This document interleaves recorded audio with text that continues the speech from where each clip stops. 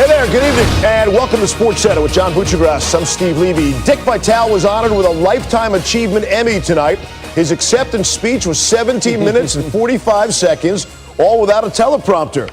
What's a teleprompter, Bucci? Not sure. I've never used one before, Steve Levy. Stop. Game 4 of the Western Conference was won by the Golden State Warriors. Live pictures, there's Steph with his son, about to be a part of the Western Conference trophy presentation. Our Doris Burke is there, moments away from this moment. It's always held underneath the arena. Of course, the big NBA title out in front on the court with all the pomp and circumstance and confetti, but it's kind of a more intimate moment for the team when they get to celebrate that Western Conference trophy, which the Warriors will now do for the 5th straight season, making their way back as they win 119-117 in overtime. Steph Curry, 47 minutes, 37 points. He put the team on his back and was not whistled for a personal foul. In 47 minutes, 0 fouls. So again, 5th straight season, NBA Finals for the Warriors. That passes LeBron's Heat and Cavs teams, as well as the Lakers and Celtics in the 80s for the longest streak in the last 50 years in the NBA. Across the NBA, NHL, MLB, and NFL, only the Islanders in the early 80s reached 5 straight over the last half century. So as we wait for the trophy presentation, Steve Levy, Tim Legler. All right, Bucci, thanks very much. You can see Legs is just dying to get to that touch screen. He just can't wait. And we will get you right back out to the action and the trophy presentation. Doris Burke is standing by as the players are milling around, and we'll do that underneath the stands on the road where the Warriors win in Portland. I mean, so impressive by Golden State. They refuse to crack under pressure or under heavy leads, too. Yeah, I mean, this was a night, it looked like they just weren't going to have it defensively. Like, Portland got on a roll, and you can't blame Golden State for saying, okay, we'll go home and close it out in 5 because Portland wasn't missing. You're banged up. You're playing 11 guys in the first half. An opportunity in the final year at Oracle to go back and try to compete for another NBA championship. Your 2019 Western Conference champions, the Golden State Warriors. Back to Bristol. All right, Doris, thank you as we get ready to cross over the top of the hour. Simply incredible, and it's how they do it, Bucci, right? The Warriors are the first team in the last 20 seasons to win 3 consecutive playoff games, coming back from 15-point deficit or more. And every time you think it's going to get away from them, it's just not the case. 5 straight finals. Only Bill Russell's Celtics in the late 50s and mid-60s have done that. What a performance. And here's how it ended down the stretch. Remember, this was a high-scoring first quarter. Both teams slowly, as the game went along, got tired, and it was harder to get points. It's 111-111. Here's Curry. Hesitation to the hole. And clearly, he travels as he tries to set up a 3. So he goes in there. There's a rake there. No foul called. He could have pulled up at a wide-open jumper. Why he wanted to go back and get the 3, he didn't need it. Again, the score was tied, but look at his brother, Seth. Guard him, guard him. Whoa, he traveled!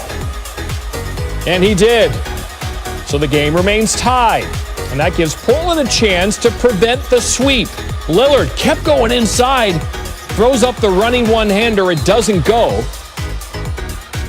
As the Trailblazers only get 16 points in the fourth quarter. Again, they had 35 in the first quarter, 32 in the second, but then 26 in the third, only 16 in the fourth. Golden State by 1 in overtime. C.J. McCollum from the free throw line got it. McCollum had 26 points. He was 5 of 9 shooting threes in the game. Portland by 1, 90 seconds to go. Curry! No. Rebound underneath. It's McKinney who knocks it in. Remember, he started the game, played 26 minutes, had 12 points.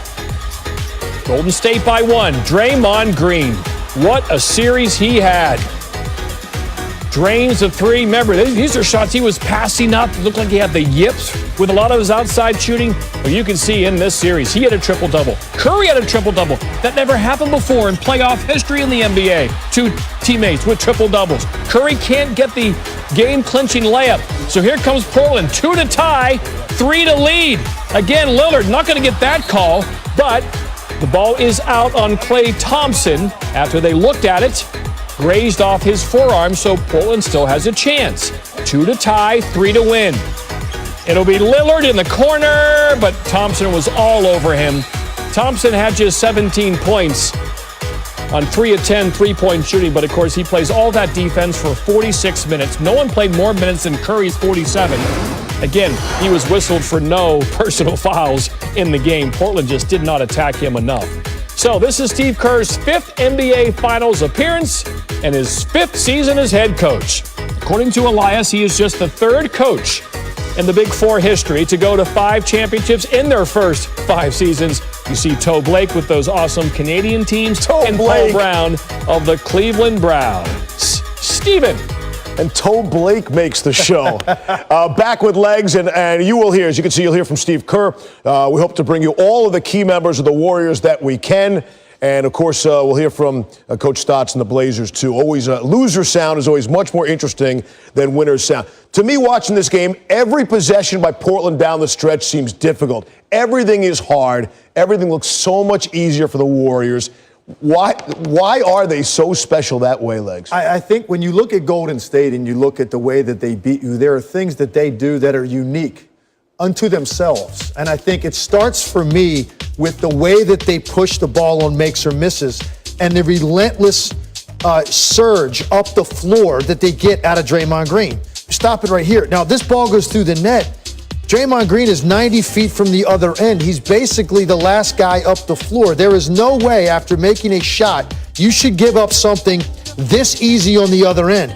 But here's what he recognizes. As he starts to push it, he knows there's going to be no help from this guy on the strong side because you're so worried about Klay Thompson. He also understands that somewhere out here, Steph Curry's coming. Why is that important? Because watch CJ McCollum. He knows that he's got to leak out here, be ready to match up, and that's a big deal because he doesn't get a bump right here on Bell. And it's all set up by the shooting and Draymond Green making an aware decision that if he pushes it down here, he's going to take these 2 guys with him, and there's going to be nobody here on the weak side for this drop-off. This is unique unto Draymond Green. There is no other 4-man in the league that can push the ball up the floor after a made basket. So that's the first thing. The second thing that's unique to this team, it's Steph Curry's motion. He comes up the right side, and his brother does a pretty good job here. Now, Steph's going to head over to this side of the floor. Look at the amount of running he does in this possession. Catches it. Pretty good job. Let's give it up. All right, now what are you going to do, Steph? Let's start over here. Let's circle back to this corner. And just watch this guy move. It's a beautiful thing. Gets all the way down to the corner. Keep moving it, Warriors. Dribble drive. Here's what Steph is aware of. Right now, Damian Lillard is peeking here at this dribble drive penetration. That's all Steph needs to know. As soon as he peeks, he's going to run to the opposite side of the floor where he's going to get a nice little screen here, and he's going to use great footwork to square up. Lillard flies by, one little sidestep, knocks down the 3. He crossed the court 4 times in one possession to get a shot. Okay, finally, this is after a missed shot now. And again, Draymond was the last guy up the floor. And he understands if you're going to backpedal in this manner, and he knows he's got a head of steam, he's going to be able to get to the rim. And why is it so important here? Take a look at here. This is Myers Leonard, and this is Kevon Looney.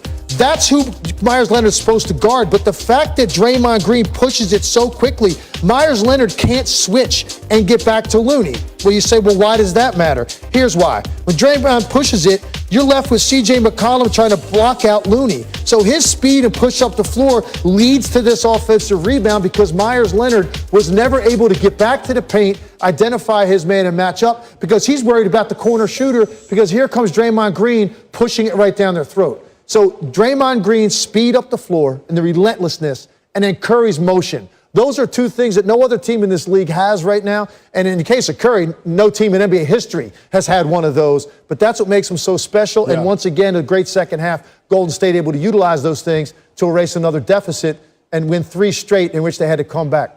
I want to ask you about Steph, but let me just hit you with Draymond Green. Has he ever played better basketball? That's the best series I think I've seen him play. Well, look, you're talking about a guy that's been in multiple All-Star games, and Steve Kerr said the last game was maybe the best game he's ever seen him play. I'll take it a step further. I think that was the best game any player has played in the playoffs this season, Game 3. Yeah. And he came back tonight and basically did it again. There's something that he has found, a renewed confidence in his offense that is critical to this team. And at times when I watched them in the regular season, it was definitely missing. He wasn't a threat anymore to score. And that meant his defender could now be back in the lane, and it made it much more difficult for Durant, Curry, and Thompson. When Draymond Green is pushing it at the rim like this and knocking down those threes that he's going to get 5, 6 a game completely open. When he just adds that element, now you've got a guy that impacts the floor all over and puts his imprint on every facet of the game. That's what he did for the last 2 games, and he's done it all throughout the postseason. Yeah. You may be right. This may be the most consistently great offensive basketball that I've seen Draymond Green play. We know he's always going to defend. And consistently, that's Steph Curry, 35-plus every single game in the sweep. Yeah, I mean, the motion, right? So you're back to pre-KD days, the way he's playing. I think he relishes everything kind of focusing on his movement because he loves to play that way. I texted somebody during the game. I said, Steph has that look tonight of a guy that can play 5 games tonight. You know, sometimes you get into such a rhythm as an athlete, you don't breathe hard, ever.